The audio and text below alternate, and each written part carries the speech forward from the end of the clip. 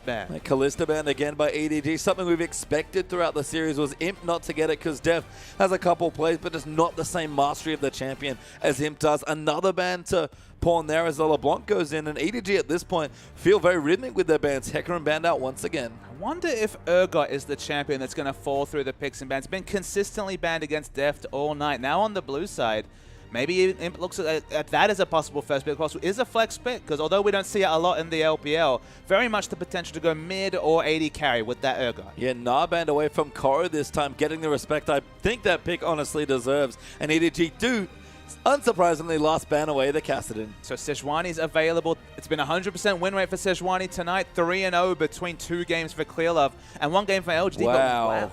First pick Maokai. I mean, I understand Maokai, it's a great champion for Koro.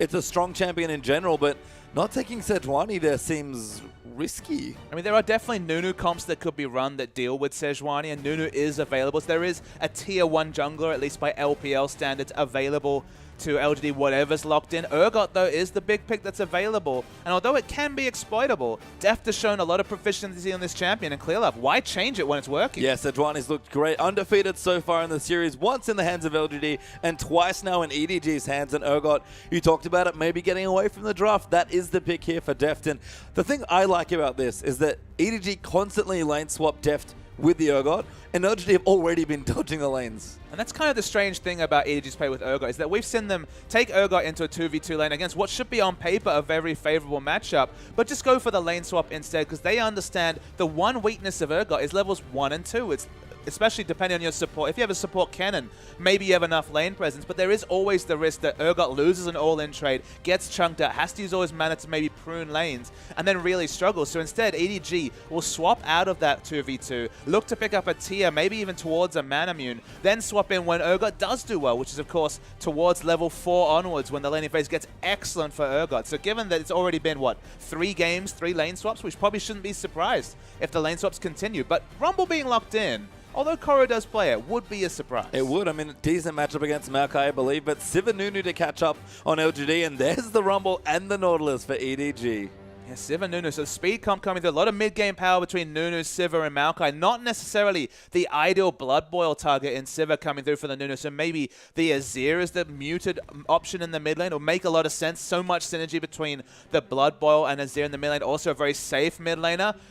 GodV has played 2 Cho'Gath games and has 2 victories on that champion. It's not quite Azir, but it's even a decent Blood Boil target because, of course, the Vorpal Squike's pretty confident, but that's the big question. Does he go for something different, or does he go with the tried and true Orianna? Because although he got picked off in those fights, his actual laning and his advantages that he's able to create with this Orianna have been impressive all playoffs long. Well, that's what he wants. He's going to go to Orianna, but Thresh in there as well for LGD to round up their draft. My only worry is damage, honestly, on the LGD side, because they just kind of have issues, to be fair. With Sivir's okay, which he gets in melee range especially, but Orianna doesn't necessarily enable that. EDG as well might also be lacking, but Rumble does decent damage, and whatever mid laner picks here for Pawn, you have to think it's going to do decent, if not high damage. I can definitely agree with you on that regard. It's burst damage coming through from the Orianna, but does have good consistent damage, and Sivir, there are games when she does a lot of damage against an Urgot and just a tanky lineup. It might be difficult. Pawn loves the Fizz, patch 5.7. The abilities were turned around, specifically his on-hit effects with the W to make AP Fizz a little bit more attractive. It looks like a counterpick matchup in that Orianna traditionally has done very well against Fizz, but in what can be a super tough laning matchup, he's basically countered himself. And I have to say, EDG showing so much confidence here with this Fizz pick from Pawn. He has had quite possibly one of the hardest carry performances I've ever seen on pre-5.7 AP Fizz. So Pawn can do it on the champion, but it is bold, to say the least. I mean, there's 2 positioning-based champions, specifically the Orianna. Suddenly now, they have the Fizz ultimate and the hyperkinetic position reverser from Urgot, and they're all going to be training towards that Orianna. So when the first CC comes in from Clearlove, if it registers, it's going to be tough times for Orianna in the mid. As we move through the rest of our matchups as well, Imp back on the Sivir Deft going to take the Urgot, which he's had a lot of success on recently. Was banned up until this point in the series, and Hook City dead back down in the bottom lane once more as Thresh for PYL and Mako with Nautilus. A lot of lane pressure from EDG, but maybe towards the level 3 or 4 rather than the level 1. So EDG this time definitely screaming out for the lane swap, and maybe LGD will suss that out and try and force 2v2 lanes. Maybe. I think it's savvy stuff here, but curious to see what exactly happens with the Yoga as we are going to get ourselves straight into game number 4.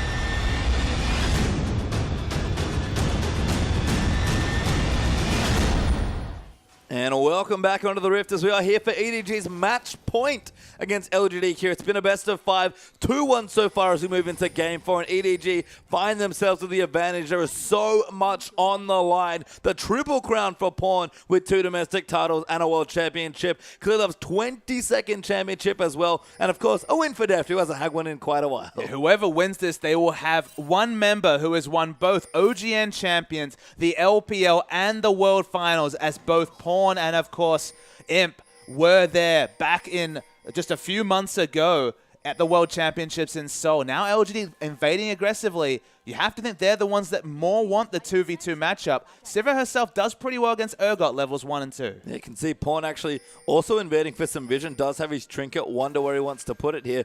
But he's actually pretty deep in the enemy jungle and hasn't used a ward yet. So feels confident, puts it down finally to get maximum vision of the jungle pathing. And LGD again, people are even checking the brush there with his hook, but LGD, no, there's no one on this side from EDG. EDG have more information than LGD because they were able to place that red ward very early into the laning phase. They know exactly where LGD's set up. They have their own aggressive wards themselves. We're waiting to see which side these laners tend towards, but at least right now, Urgot and Nautilus are towards the bottom lane. Pawn is actually going for the 4 potion start again. We've seen him do this, I think, actually in our last game, but seems to love his Crystal and Flask and often likes the extra potion with it as well. Melee versus Orianna matchup. Already done it with the Cassidy. Much the same story in this matchup as the Fizz. You're going to take a lot of trade damage in the early levels, take a lot of autos, and get punished. As EDG were looking for a sneaky red buff steal. It's spotted out, but Orianna probably has to enter lane to avoid missing any experience. Yeah, I mean, God, we can't face check that many members, especially with Pawn in the area. So we will have a swap here. LGD do dodge that 2v2, although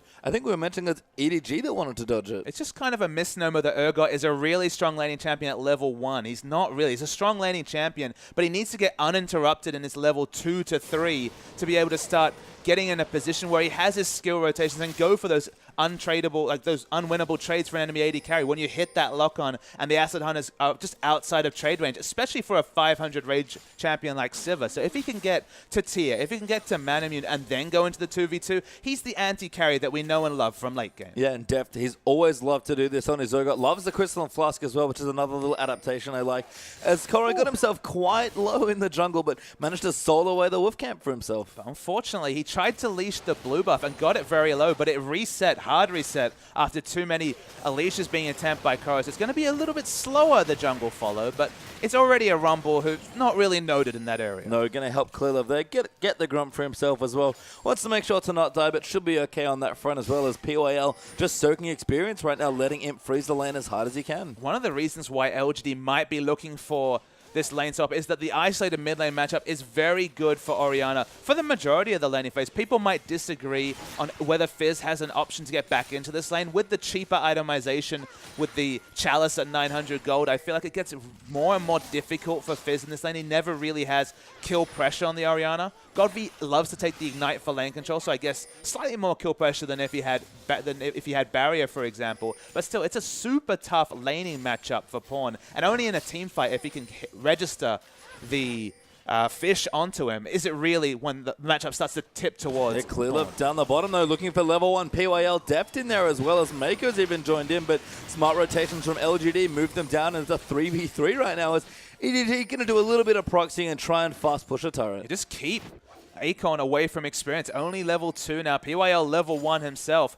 no incentive to rush back to lane. And every minion that he loses compared to Koro, who has a lower item ceiling, is getting abilities. TBQ will go in as the hook lands. Mako, though, will get hooked as well as Akon. Get some damage onto Clearlove, and Sejuani a little too low for this adventure. Def's also out of mana at this point, but no one else coming. It's a pure 3v3 now. No teleports being pulled yet. PWO with a good double play, but they will go back in. Mako forced to flash, but Clearlove gets first blood there. TBQ locked up as well. Teleport here for Koro as Akon slays Clearlove, but Koro kind of a little late there and doesn't really do anything as he comes in. Yeah, Koro loses a lot from rotating late. I believe he knew that Orianna is going to be the first person to get there, and it prompts a flash. Yeah, good movement though from EDG. Get themselves to safety despite the cooldowns they have to use. Pawn's going to join in as well, but EDG only lose one person, but those cooldowns might cost them in these lanes. The teleport is a big hole though, because up the top lane, Rumble was getting basically free farm against the Sivir. I was going to comment on the fact that obviously very level intensive, not very item intensive. So the fact that he was moving closer and closer to level 6 meant that Rumble could opt into those dragon fights, level 6, fight against Nunu. And of course, whenever you have the Nunu, you're looking for that neutral control, specifically the dragon. So Rumble getting all that experience was actually a huge big thing for EDG to be winning in the early rotations compared to the denial that was happening to Akon. All of that undone after the failed teleport bottom. You can see Pawn prep the wave nicely, although now is a bit of trouble. No mana here for Pawn. Good juke of the hook, though. Will get flayed by PWL Godby. No, oh, the Ignite coming through. Might be enough on the Pawn. The Ignite will tick him down. Is he going to die? Just lives with that last sticker potion. Akon even tries to snipe him with a sapling. Only had a flash charge because the mana, the health return was going to be much slower and again much less. Just survives and almost dies to the sapling anyway. The game of interest has been consistently won by EDG, and that's the reason they're 2-1 up. Yeah, Pawn double Dorans now, so going to start maybe getting a tad more aggressive in that matchup. Tier done for Deft. He's happy in the bottom side. Still in his 2v0 at this point, actually, given that Mako's roaming out and Akon's getting zoned away somewhat.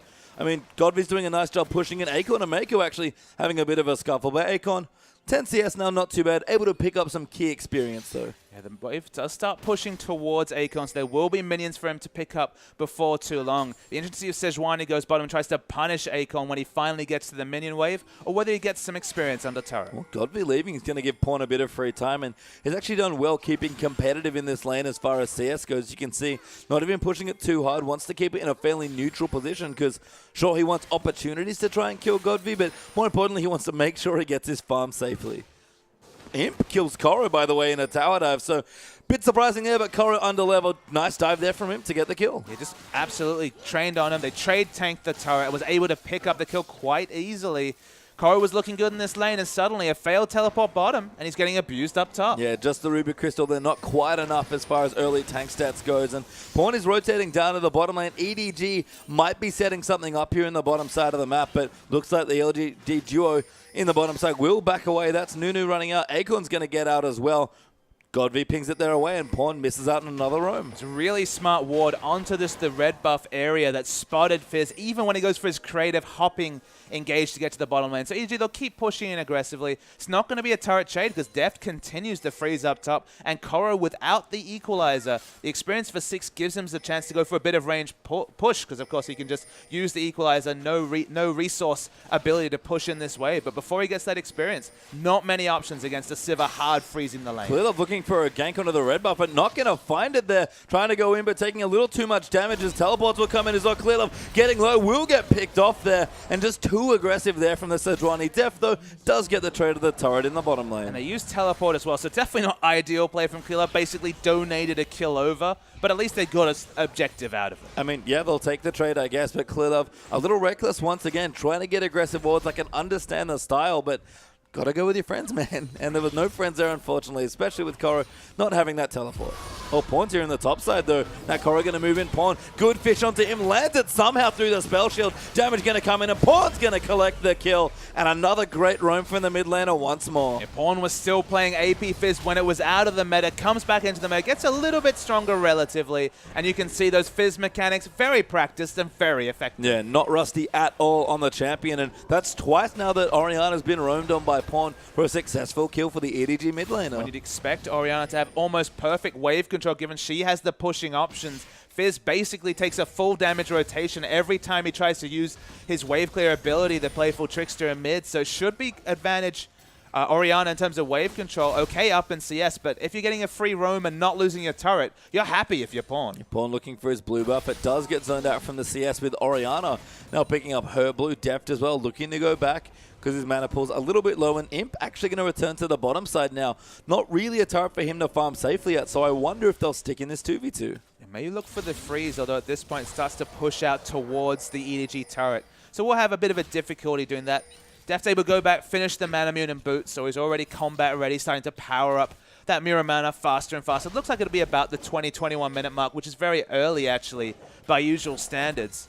Sivir is competitive in CS, but in this situation where Deft has to overextend to do harassment damage, honestly, isn't that unhappy because it's in a shorter lane where it's harder to lane against Urgot. When it's in this long lane, Urgot's very gankable if he overextends for trade damage. So it's not actually that big a deal if they can keep those minions towards their own turret. And you can see Deft actually doing a bit of roaming right now on the Urgot. It's not quite his old Twitch, but he's making it look pretty similar. I mean, it's very flash gated in these early levels when the swap range is still fairly short, but hey, go for something when there's not much for you to do down bottom. Pawn wants to go for something. Another roam onto Imp as he tries to keep him down, but PYL there to babysit, and Pawn has to back off from that roam. No successful gank this time. Pawn seeing if he can cause enough pressure down bottom. Maybe you blow another summoner or even just the on the hunt, and that should transition into a very easy dragon to come through. Deft's effectively a mid laner at this point, and Golby definitely doesn't have any armor. That's a smart swap there from EDG with Pawn actually taking almost full-time responsibility, it seems like, in the mid lane. I thought it was just to try and get dragon control, but this is really smart from Edward Gaming. And because it's 2v2, because Mako can just poke his head in and out and use the Relic Shield to help with pushing. Although in a standard laning matchup, Orianna actually is a very strong laning matchup against mid lane Urgot because she has so much more wave clear opportunities. When it's 2v2 and Relic Shield negates any wave pushing advantage, it's just a really horrible place for an Athene's Godv to be in. And how hard is it for POL to actually get this Fizz with a hook as well? Any sort of engage options that they might be able to get in a 1v2, it's just so hard to pin down blue buff Fizz. And look, he's only got double drones. It's not like he's spent gold. He's sitting on 1,700 gold, but feeling confident enough in the situation with the wards that he had to be able to lane. Once those wards start to time out, then it becomes a bit more risky for him to overextend for farm in the bot. And for the first time maybe ever in this series, Dragon not taken yet at 11.5 minutes. Both teams being very careful with their positioning, wanting to make sure they keep control of the map here. I mean, everyone's sort of scrounging for farm at this stage of the game. Koro back in the top side, now able to bully the Maokai a little bit more on the Rumble. Quite ahead in CS there as well, but Akon, he's fine in these kind of low resource situations. EDG have had the pressure around Dragon, so if anyone was to pick it up, it'd be them.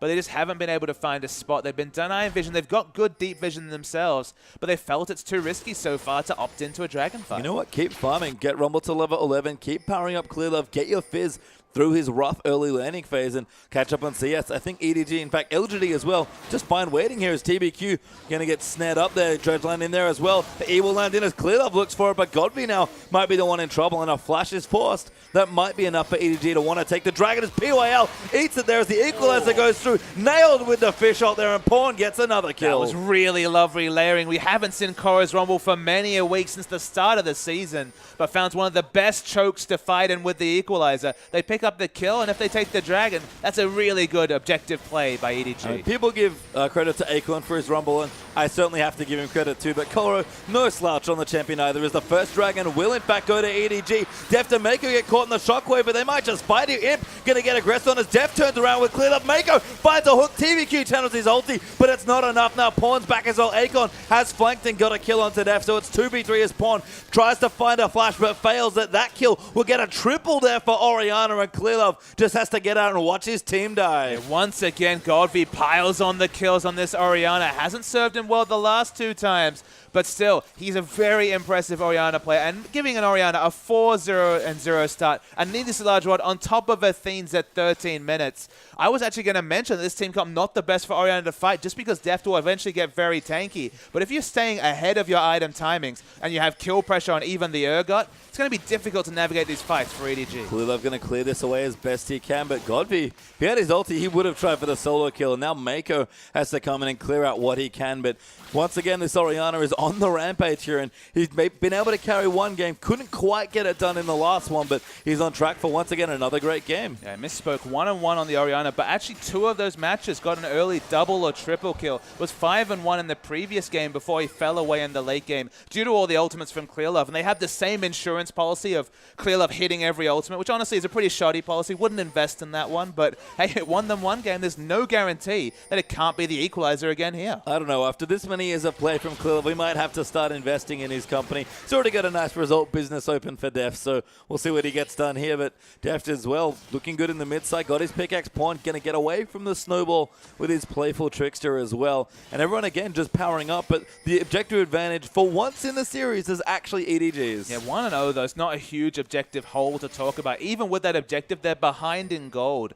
They have a dragon, they have a turret, but they're behind in gold just from farming numbers. Look at the mid lane. Of course, with all this rotation of pawn, Sivers found free CS because of the way the lanes were and the fact that Deft would have had to overextend for harass. They've never been able to do the 2v2 matchup. Godvi. EDG getting so aggressive. Koro just going to escape the hook, though, as well, but he is caught out. Koro has to get away. He's got his flash. He uses it as imp, rides his way in onto the ultimate, and EDG look for a pick in the jungle, but don't find it. Yeah, even with the equalizer, not quite level 11, but crucially, Pawn is in the bottom lane, just pushing out, trying to equalize this big CS disadvantage that EDG have opened up. EDG have been forced into poor situations, although Deft is happy in lane against Oriana. He wants to be holding down Siva. That's the nature of the Urgot as an anti-carry, but in this situation just hasn't been able to engineer that because of where the minion waves have been well held by LGD. Probably not a surprise that LGD have managed to hold the minion waves so well. And at EDG, they need to find the engage they're looking for. Sejuani, though. Clearlove goes in. Ulti only on Mako. TBQ will channel Absolute Zero, but he gets nailed by a fish. Godvi, though, be able to zone them out. And PLL looking for one more. Look, TBQ getting low. Deft low, though, as well. And in a big brawl in the mid lane, nobody goes down. And crucially, Deft had no mana, so wasn't really able to impact any of those damage trades. Used his ultimate and then basically was completely out of mana. They back away. Not a lot of wave clear. Means this might be a turret for LGD. I mean, Koro has his ultimate. If he has to use it, he will. But the turret's quite low here, so LGD going to try it again. But Pawn's pushed out the bottom side. Seems to be pushing towards that turret. And he's got blue buff now. Might even just look for a pick here. Yeah, LGD have been getting every lane matchup they want. Siva's getting free time up top. Once again, Koro missing out on minions in the lane. In mid lane, they're going to keep this turret up for now, but the moment Siva rotates there and the lack of wave clear, which has been a constant story from EDG, is a critical point this game. Literally no wave clear among these members outside of very short range. And good harass there by Deft onto Godvi, but they take the turret, and that's 2 for 1 now as LGD get the top and mid lane turrets, but Akon might be Pawn's next victim, and if this Fizz keeps the snowball going as he's trying to do, misses the fish there, I believe, goes into Akon, no, doesn't even have the ult, he's just going to go in. Clearlove going to come in as well for the gank squad, and Akon trying to get away, but there's just too much damage. Yeah, I mean, he definitely needed the Clearlove behind him to be able to pick up those kills. No ultimates between the two of them, but 2 members focusing on one was enough base damage. Only the Righteous Glory and some Doran's Rings means no magic was just being completed just yet. So they get a pick, but crucially, no objective. Clearlove's back does get denied, though, as the Boomerang Blade comes in. Dragon back up in a minute 30. Everybody needs to go back and spend their gold if they haven't already, and you can see the back time is starting to come through. Infinity Edge there for Imp, plus a Brawler's Glove. We've got Last Whisper almost done for Deft on the Urgot.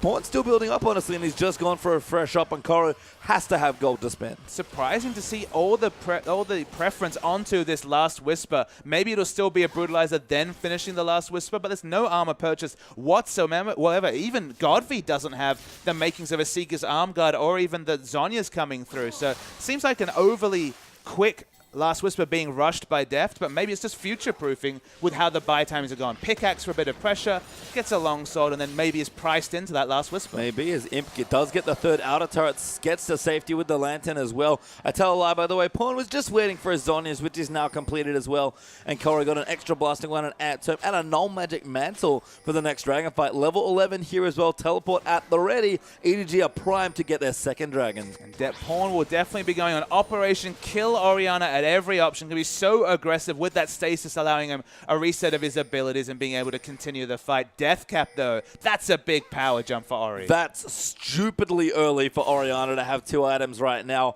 Athene's plus the Death Cap already done. We talk about Ori builds. Godvy's certainly done some interesting ones recently as well, with Luden's Echo being a prominent feature of a lot of his inventories, but this is pure damage and shield coming out from Orianna. We talk about a 2-item spike being important. Usually 22 minutes is fine for this.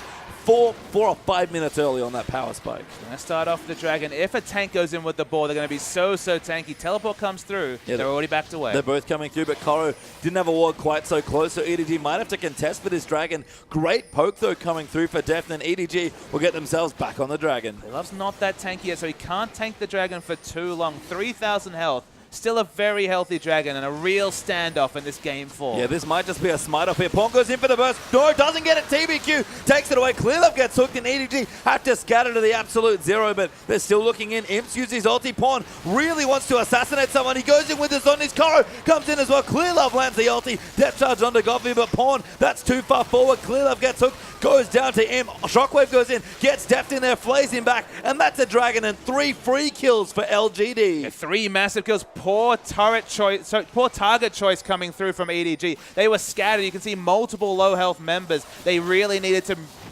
choose and prioritize the closest target. Didn't do that because with their short ranges, so hard to do any sort of damage to the backline. Killed the front line first. And LGD, it's 20 minutes. Literally, Baron just spawned, and they're rushing it. I mean, they've got a Nunu. TBQ has to be a bit careful, but not a bad idea to take it. And this is the super EDG Baron. Normally, you see this at 25 minutes after a 1-team, but LGD going to one-up them and take it at just over 20. Literally just spawned, and they take it down. They have the Nunu for the Skier. Very, very safe. Pushing the minion wave slightly at the bottom is Koro, but nothing else to show for it. And suddenly 5,000 gold behind with a fiercely mid-game team comp EDG. And they leave up the Orianna a 3rd time, and it looks like they're going to be punished. Yeah, we talk about mistakes costing teams these games.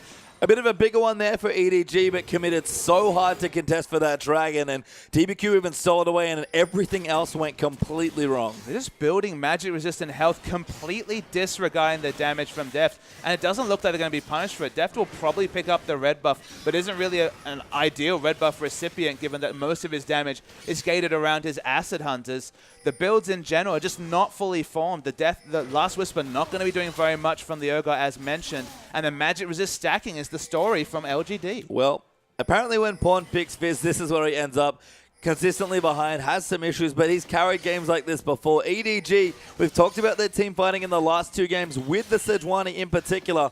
They're going to have to do something spectacular to keep themselves in this game, because 5,000 gold up with a Baron here for LGD and a blue buff steal coming through. They just keep losing advantages in this game. It's the miracle assassination onto Godby as the first person going down in a fight, or it's going to be a lost team fight. They cannot afford for the Shockwave to rip through their 400 or lower range members, and their siege prevention is non-existent. They have no wave clear. Yeah, I mean, Rumble ulti, and that's about it. Doesn't do that much against Baron buff minions. No, not at all as EDG clear out the way, but LGD already rotating top to take a 5th turret here. EDG only have 1 to themselves here, and that gold lead, about 5,000 before, jumps up to 6,500 now. The penchant for Pawn to pick up Fizz, did this on Samsung White, does it on EDG, forces themselves in these situations where they have no wave clear, and if they ever start losing, they give up a Baron in this particular example, lose a team fight. The downside of this comp is incredible. They just have so few ways to get back into the game against all the disengage. It's just simply they're on the hunt from Sivir. Grab comes through onto Mako, actually. He's forced the dredge line away. Gets chunked to about 60% health, though, and again, even with a Sivir, feel confident. Good double ulti there onto Deft and Pawn. Godby insta-kills Deft's Urgot, and Clearlove's trying to go in, but he's completely caught out of position. Imp's going to get the turret. The ulti gets spell shielded, I believe, and Clearlove goes down, and it's going from bad to worse for EDG. Yeah, just one shot by Godby. That's how strong he is already with 2 items, and the push is going to continue. This game looks awfully familiar, Papa Smithy, except this time it's LGD the one that's winning, and they're doing it about 5 minutes earlier. It just feels like EDG's comp's missing out on too much, doesn't have wave clear, has decent multiple sources of damage, but honestly, the On The Hunt moves them away from the equalizer, and the only decisive equalizer was the pick onto PYL in the bottom lane. They managed to get some objectives early, but now 6-1 in turrets, even in Dragons, and a Baron in the books. 23 minutes is a bit early to pronounce death for EDG. but it might as well be. I mean, the gold lead's just ridiculous at this point. 9,000 up for LGD. Godvi almost has his last whisper at under 25 minutes as an Orianna. We'd expect that coming through at maybe 30, just over 30 minutes in certain cases in your standard games, but Godvi's been so accelerated. And again, his Orianna lost once in this series, but starting to punish EDG for leaving it open again. Yeah, I mean, it was banned away the once, was actually snapped up every time it was available. And this time it's going to be on the winning side unless EDG can pull off the miracle. They managed a couple of times in previous series, but they weren't 10k gold behind effectively at 20 minutes. I mean, to remember as well, Pawn picked this matchup as Fizz into the Orianna, and as you said, might be whether it's cockiness, whether it's just a bit of arrogance coming through for Pawn, or simply wanting to play one of his best champions, because Fizz is one of his best champions. It just might be a bit too much bitten off here for EDG, and even Clearleft Sejuani can't seem to save them from this situation. No, it just gives too much downside. The lane matchup is definitely not Landslide in the advantage of Pawn, and he doesn't have range wave clear. He isn't even a ranged champion. There's a fiercely melee champion in Fizz. So the downside is just so incredibly high. And LG just out-rotated them. The moment they lost a turret and bot, they put Sivir down bottom. And although it looked like a masterstroke to have Urgot against the Athene's Orianna, you might think, okay, the harass is going to be good. In that situation, they just wave cleared happily, and Sivir got farm he would never have been able to do in a 2v2 against Urgot with no turret to go back to. So just with how the waves worked, LGD got the most farm possible onto both Imp and Godvi, and Godvi did the rest. And again, navigating a lane swap nicely. That's been LGD's forte all playoff long. They're rushing with all their engage. They don't need it. They'll just zone EDG off a turret. And that second inhibitor looking to fall just as quickly as the first. There's another two-man ult onto the carries from Godvi. They're diving in, doing their best. Pawn goes in, equalizer down from Koro. If they can save this fight, that'll be ridiculous. But LGD going in. Clearlove dies. Mako dies as well. And it's not enough. EDG are too far behind. And LGD in about 26 minutes are smashing Edward Gaming. They already have a top lane inhibitor minion wave pushing, and the super minions will do the work. And LGD whitewash EDG effectively. 25-minute beat. There has not been many shorter games for EDG this season. No, that was one-sided as they get for EDG games. LGD, what a statement to force a game 5, and you can see Imp still not celebrating yet, knows that, you know, we had a good game on Sivir, played great there at 5-2 and 6. Navigated the lane swap once again with a plum. But not enough there in Deft. I think he could taste victory there, but looks into his computer and realizes with that defeat screen looking back at him, they have to win one more if he wants the title. Honestly, to end the story that has been the 2015 LPL Spring, there had to be a Game 5. So many even smaller storylines. The battle of the Samsung members. Blue on white on both sides. Now we're going to a Game 5. Will the Orianna finally get the respect ban it seems to deserve? Sejuani isn't the key factor in this final. It's got 3 wins, but certainly not the 4.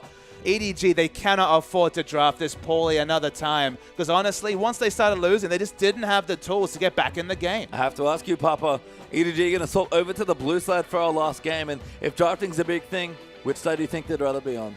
That's a really good question. I mean, to be honest, the first pick doesn't necessarily spring out to me as a big advantage unless somehow Cassidy is available, because Pawn obviously seems very happy to opt into bad laning matchups with Cassidy and get away with them. It certainly wasn't the same story with the Fizz. No, it wasn't at all, and that was a rough game there for EDG, but LGD in style take it away from him, and we couldn't ask for anything more than this. Don't go too far away, because the final game of the LPL Grand Final is upon us.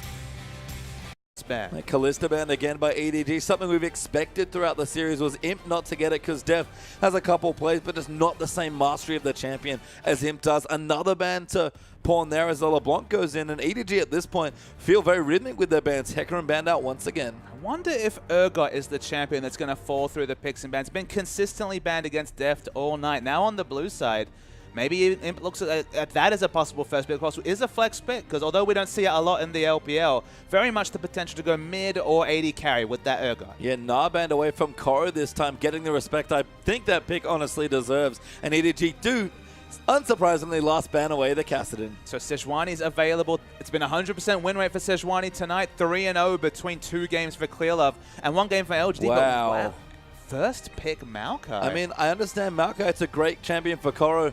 It's a strong champion in general, but not taking Sejuani there seems risky. I mean, there are definitely Nunu comps that could be run that deal with Sejuani, and Nunu is available. So there is a tier 1 jungler, at least by LPL standards, available to LGD whatever's locked in. Urgot, though, is the big pick that's available. And although it can be exploitable, Deft has shown a lot of proficiency on this champion, and Clearlove, why change it when it's working? Yeah, Sejuani's looked...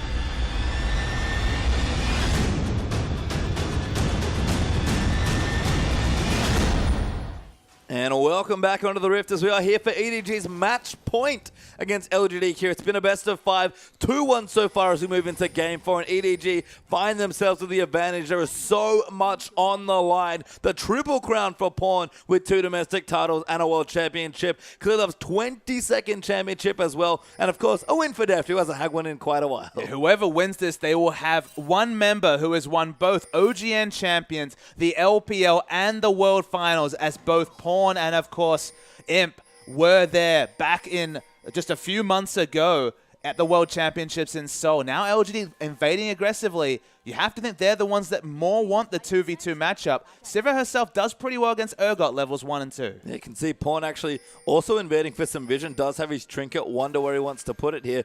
But he's actually pretty deep in the enemy jungle and hasn't used a ward yet. So feels confident, puts it down finally to get maximum vision of the jungle pathing. And LGD again, people are even checking the brush there with his hook, but LGD, no, there's no one on this side from EDG. EDG have more information than LGD because they were able to place that red ward very early in the Nunu, so maybe the Azir is the muted option in the mid lane. It will make a lot of sense. So much synergy between the Blood Boil and Azir in the mid lane. Also a very safe mid laner.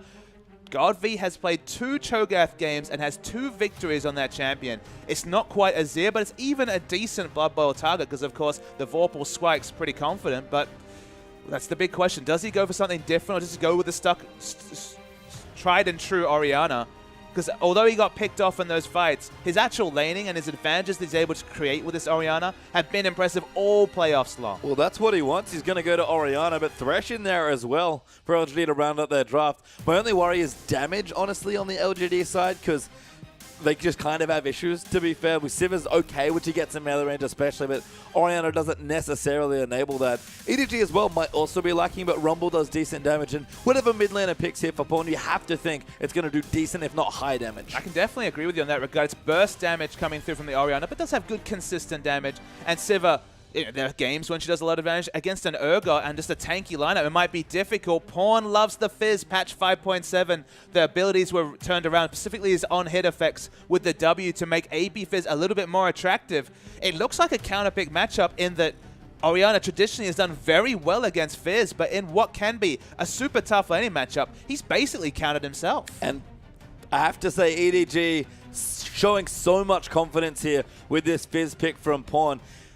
He has had quite possibly one of the hardest carry performances I've ever seen on pre-5.7 AP Fizz. So Pawn can do it on the champion, but it is bold, to say the least. I mean, there's 2 positioning-based champions, specifically the Orianna. Suddenly now, they have the Fizz ultimate and the hyperkinetic position reverser from Urgot, and they're all going to be training towards that Orianna. So when the first CC comes in from Clearlove, if it registers, it's going to be tough times for Orianna in the mid. As we move through the rest of our matchups as well, Imp back on the Sivir. Deft going to take the Urgot, which he's had a lot of success on recently. Was banned up until this point in the series, and Hook City dead back down in the bottom lane once more as Thresh for PYL and Mako with Nautilus. A lot of lane pressure from EDG, but maybe towards the level 3 or 4 rather than the level 1. So EDG this time definitely screaming out for the lane swap, and maybe LGD will suss that out and try and force 2v2 lanes. Maybe. I think it's savvy stuff here, but curious to see what exactly happens with the Yoga as we are going to get ourselves straight into game number 4.